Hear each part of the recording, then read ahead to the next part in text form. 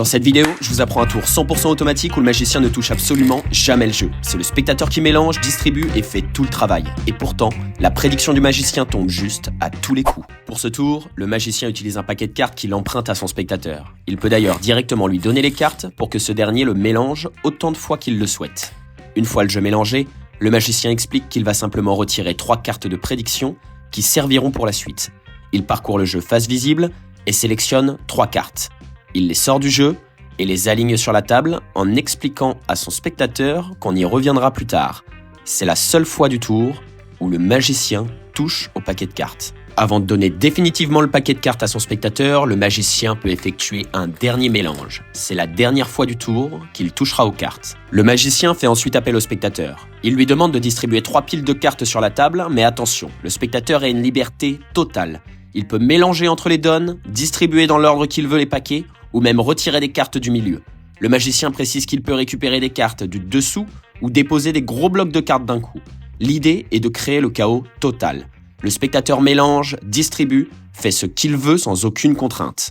Le but est d'obtenir 3 piles générées de manière totalement aléatoire par le spectateur lui-même. À ce stade, le magicien souligne qu'il ne touche à rien. Tout est entre les mains du spectateur. Le magicien explique à son spectateur qu'il va devoir choisir un des 3 paquets au hasard. Disons celui-ci. La consigne est simple, distribuer les cartes une par une et s'arrêter n'importe où quand il le sent. C'est un choix complètement libre de la part du spectateur. Le spectateur s'exécute et s'arrête librement. À l'endroit de l'arrêt, le spectateur insère la première carte de prédiction face visible, puis le spectateur recouvre avec le reste du paquet. On répète l'opération pour les 2 autres piles. Le choix est libre. Le spectateur prend un autre paquet, distribue les cartes et s'arrête absolument où il veut. On place la deuxième carte de prédiction à cet endroit et on referme avec le reste des cartes. Enfin, pour le dernier paquet, même procédure. Distribution, libre arrêt de la part du spectateur, insertion de la dernière carte de prédiction et on referme avec le reste des cartes. Les 3 cartes de prédiction sont maintenant perdues dans le jeu de manière aléatoire. Le spectateur peut récupérer les paquets dans l'ordre qu'il veut, il peut même effectuer une dernière coupe. C'est ce que fait le spectateur. Le magicien fait ensuite un récapitulatif. Réfléchissons à ce qu'il s'est passé. J'ai sorti 3 prédictions au début. Vous avez mélangé, fait des piles dans le désordre, distribué des blocs de cartes, c'était le chaos. Ensuite, vous avez choisi librement où vous arrêtez dans chaque paquet pour insérer mes prédictions. Tout a été fait par le spectateur, le jeu n'a jamais quitté vos mains. Pour la première fois, le magicien étale le jeu. Et on va repérer immédiatement les 3 cartes face visible que le spectateur a insérées aléatoirement dans le paquet de cartes.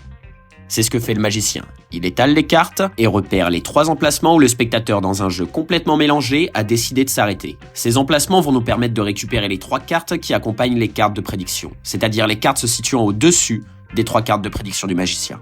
Le magicien explique qu'il va simplement sortir chaque prédiction, accompagnée de la carte qui lui fait face. Tout ça par le pur hasard de la distribution du spectateur. On isole ces 3 duos sur la table, le magicien conclut. Chaque carte a une âme sœur, une carte de même couleur et de même valeur. Et après tous ces mélanges et le chaos que le spectateur a lui-même créé, regardez bien. À côté du valet et de la dame, le spectateur, sans le savoir, s'est arrêté exactement à l'endroit de leur âme sœur. Exactement de la même manière que pour la dernière carte, le 10. Le spectateur s'est arrêté exactement à l'endroit de son âme sœur. Alors, pour ce tour, vous allez avoir besoin d'un jeu de cartes tout à fait normal. C'est vraiment un tour tout terrain, vous pouvez le faire avec un vieux jeu abîmé, un jeu emprunté, ça marche à tous les coups et les réactions sont toujours folles. Donc, vous commencez par laisser le spectateur mélanger le jeu, c'est important qu'il sente qu'il a le contrôle total sur le paquet. Ensuite, vous lui dites, avant de commencer, je vais retirer 3 cartes de prédiction. Cette phrase, elle est cruciale pour votre récapitulatif final, ça ancre l'idée que les prédictions étaient là avant le chaos que va mettre le spectateur. Donc, dites bien clairement, je sors mes prédictions avant qu'on commence le tour.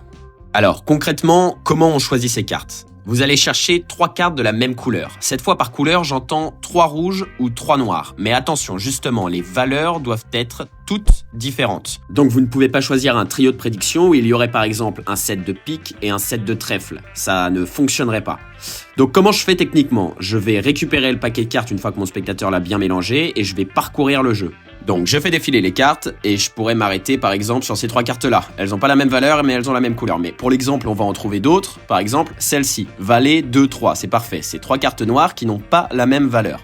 Donc je sais ce que vous vous dites, pourquoi pas des couleurs différentes? Par couleur, on entend rouge et noir.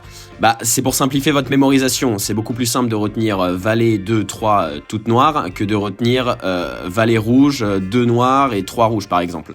Donc une fois que vous êtes là, eh bien vous allez couper le jeu à cet endroit précis. Donc, vous pouvez utiliser le prétexte de montrer les cartes à votre spectateur en disant par exemple, tu vois, c'est la dernière fois du tour où je vais toucher aux cartes. Et en rassemblant le jeu, eh bien ces 3 cartes-là vont passer au-dessus. Donc en fait, on a effectué une coupe au niveau des 3 cartes de prédiction, valet, 2 et 3, qui sont maintenant dans cet ordre-là, au-dessus du jeu. Et c'était le seul moment technique, tout le reste est automatique. Maintenant, vous allez aller chercher les cartes jumelles de nos cartes de prédiction. Donc, je récupère le 2, ensuite je vais aller chercher le valet et le 3, mais attention, je les pose sur la table dans l'ordre dans lequel ils sont positionnés au-dessus du jeu, c'est-à-dire le valet à gauche, ensuite le 2 et le 3 à droite. Donc, récupérez les cartes dans cet ordre-là en posant chacune des cartes de prédiction, une à une, dans le bon ordre. Donc là, je retourne les cartes pour bien vous montrer, mais on est dans cette configuration-là avec le valet bien positionné à gauche avec sa carte repère, ensuite le 2, puis le 3. Et à partir de ce moment-là, on peut passer à la distribution et là, vous ne touchez plus aux cartes de tout le tour. Donc ça, le spectateur est pas censé le voir. Donc je vous remontre avec cet angle-là de caméra, mais on est bien dans cette position-là. Donc toutes les cartes sont dans le bon ordre. Donc bien sûr, effectivement, normalement les cartes de prédiction sont retournées, donc vous les retournez. Et si vous voulez vraiment augmenter l'effet du tour, avant de rendre le jeu à votre spectateur, vous pouvez par exemple effectuer un mélange américain ou un mélange de croupier en laissant tomber les cartes de préparation en dernier. Ce qui fait que le spectateur a vraiment l'impression que le paquet est mélangé. Par contre, nos 3 cartes de prédiction sont toujours bien sur le dessus du jeu. Si jamais vous voulez savoir effectuer ces mélanges-là, j'ai fait une vidéo sur le mélange américain, mais ça peut être intéressant pour vraiment augmenter l'effet du tour. Et là, vous le voyez, les 3 cartes de prédiction sont bien toujours sur le dessus du jeu. Donc vous donnez le paquet au spectateur et vous ne touchez plus jamais aux cartes. Demandez-lui de faire 3 piles en distribuant dans le bon ordre. C'est impératif. Les 3 premières cartes, vos cartes clés, vont ainsi se retrouver en face de vos 3 cartes de prédiction. Une fois que ces 3 cartes sont posées, là vous pouvez lui dire de faire n'importe quoi. Donc vas-y, mélange, pose des paquets entiers, distribue dans l'ordre que tu veux, mélange les cartes entre chaque distribution si tu veux. Tant que les 3 premières cartes ont bien été posées au bon endroit, le tour est joué. Le reste n'est que de la mise en scène pour prouver au spectateur qu'il est complètement libre et que c'est le chaos dans la distribution des cartes. Donc faites-en des tonnes sur le côté aléatoire. Plus il met le bazar, plus le tour sera impressionnant.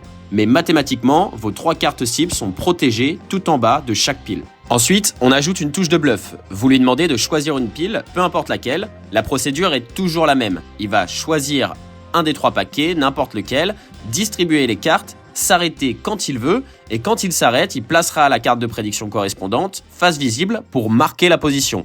Donc c'est ce qu'il fait, mettons qu'il choisisse le paquet du milieu, il s'arrête où il veut, il retourne la carte de prédiction et vous posez le reste des cartes au-dessus. Comme ça, la carte de prédiction est directement collée face à face dans le paquet avec sa carte jumelle. Et donc le spectateur continue, il choisit n'importe quelle pile, il distribue les cartes, il décide de s'arrêter absolument quand il veut, il prend la carte de prédiction, la retourne et pose le reste des cartes au-dessus.